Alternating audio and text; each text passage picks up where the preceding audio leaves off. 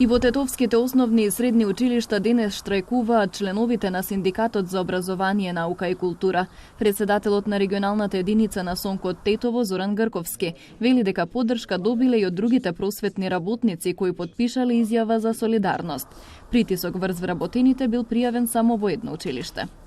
Може да кажам дека 100% сите членови што се на СОНК се во штрајк.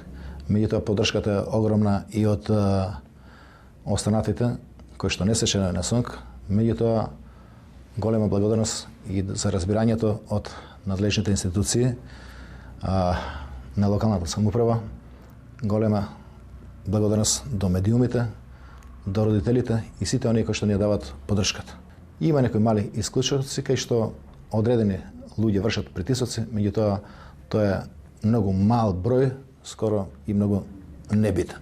Утрово поголем дел од учениците пристигнаа на училиште, а наставниците и професорите кои штрајкуваат беа во посебна просторија.